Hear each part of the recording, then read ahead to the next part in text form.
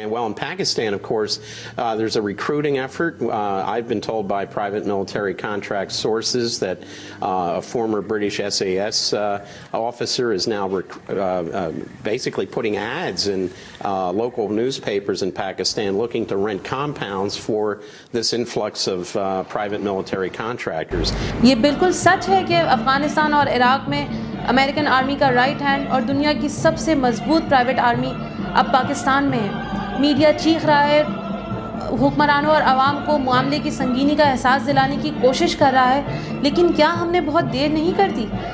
पाकिस्तान में black water की सरगर्मियों का आगाज़ तो सालों पहले हो चुका है, जिसका सबूत ये है कि वजारत दाखिला ने 2007 में तमाम सूबों को ख़बरदार किया था कि इनकी मशकूक सरगर्मियों पर नज़र रखी जाए। लेकिन अफसोस हमारी सिक्योरिटी एजेंसीज़ ने कोई एक्शन नहीं लिया। नतीजा ये हुआ कि ब्लैक वाटर ने पाकिस्तान में अपनी जड़ें मजबूत कर ली। अमेरिकन एम्बेसी की मदद से कराची, इस्लामाबाद, कोयटा, पेशावर में बाकायदा अपने ऑफिसेस कायम कर लिए।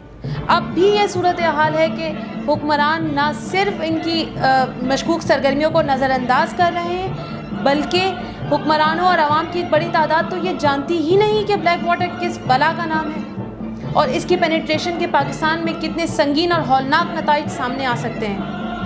पाकिस्तान के वज़ीर आज़म यूसुफ रज़ा गिलानी का इसरार है कि ब्लैक वाटर पाकिस्तान में मौजूद नहीं, लेकिन ये बात किसी से ढकी छुपी नहीं कि ब्लैक वाटर के ऑफिसेस पाकिस्तान के तमाम बड़े शहरों में मौजूद हैं। सिर्फ इस्लामाबाद और पेशावर में ही 700 ब्लैक वाटर गार्ड्स मौजूद हैं, जिनकी रिहाइश के लिए 200 से ज़्यादा घर किराए पर लिए जा चुके हैं, जिसका एतराफ़ अमरीकी सफ़ीर भी कर चुके हैं।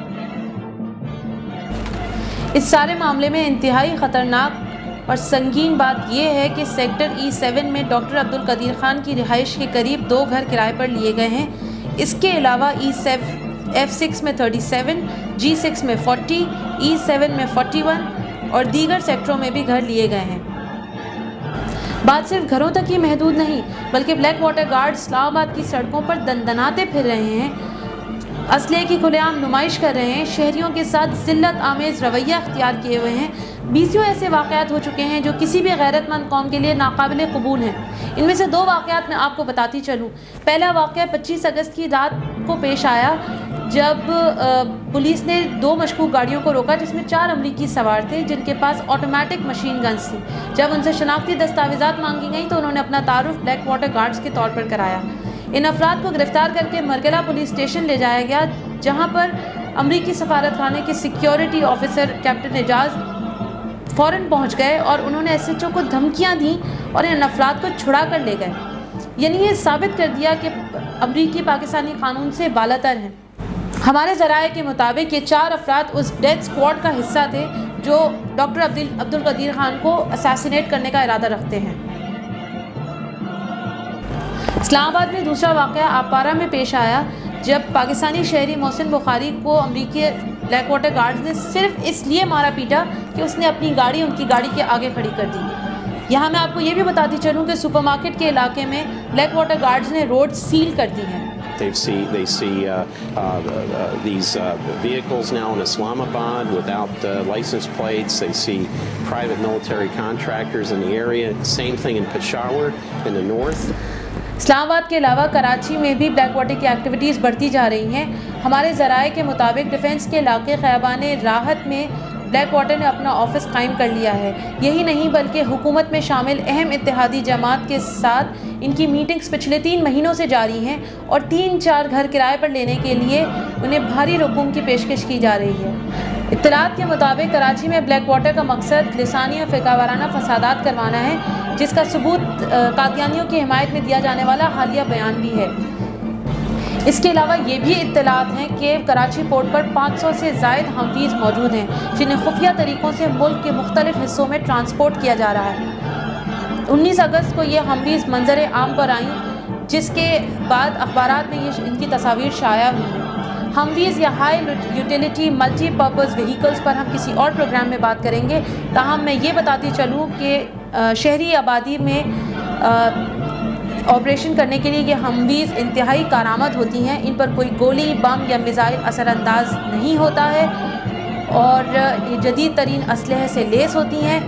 एक हमवी की कॉस्ट $1,40,000 है, जो पाकिस्तानी 1 करोड़ 12 लाख रुपए बनती है। इससे अंदाज़ा लगाया जा सकता है कि 500 हमवीज़ की क्या कीमत होगी जो अमेरिका पाकिस्तान में जंग लड़ने के लिए लगा रहा है। कराची के बाद अगर हम पेशावर में देखें तो वहाँ पर भी ब्लैक वाटर की सरगर्मियाँ काफ़ी अरसे से जारी हैं। एक American NGO creative associates international ने यूनिवर्सिटी टाउन के इलाके में चिनार रोड पर एक मकान किराए पर हासिल किया। कुछ ही अरसे में उन्होंने हुकूमत पाकिस्तान से अपनी सिक्योरिटी के लिए गार्ड्स हायर करने की दरख्वास्त की। बाद में ये पता चला कि उन्होंने ब्लैक वाटर की खिदमत हासिल की हैं। हुकूमत पाकिस्तान ने इस तंजीम के चलाने वाले क्रेग डेविस को पाकिस्तान से बाहर निकलने का हुक्म दे दिया और उसका वीज़ा कैंसिल कर दिया। ताहम ताज़ा तरीन इत्तलात के मुताबिक 2 माह बाद ही अमेरिकन एम्बेसी के दबाव पर उसे दोबारा वीज़ा जारी कर दिया गया और पाकिस्तान में काम करने की छूट दे दी गई। एक और इत्तला के मुताबिक ब्लैक वाटर ने पेशावर में 2 बिल्डिंग्स 40 कमरों पर मुश्तमिल 2 बिल्डिंग्स भी रेंट पर हासिल करनी है। एक और परेशानी की बात ये है कि अमेरिका लाखों रुपए के एवज़ पाकिस्तानियों की सलाहियतों को अपने मकासद के हसूल के लिए इस्तेमाल कर रहा है। इसके लिए उसने मशहूर TV एंकर, सहाफ़ियों, दानिश्वरों और इंटरनेट ब्लॉगर्स को वॉर अगेंस्ट टेरर के हक़ में कैंपेन चलाने के लिए हायर कर लिया है।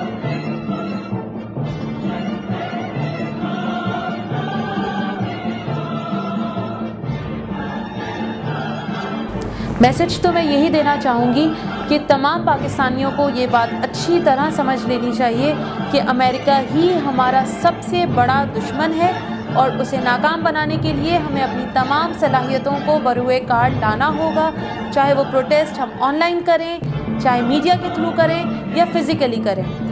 पाकिस्तानी बहैसियत एक कौम इससे पहले भी अपने दुश्मनों का मुकाबला कर चुकी है और अब भी अपने दुश्मनों का मुकाबला करने की पूरी सलाहियत रखती है।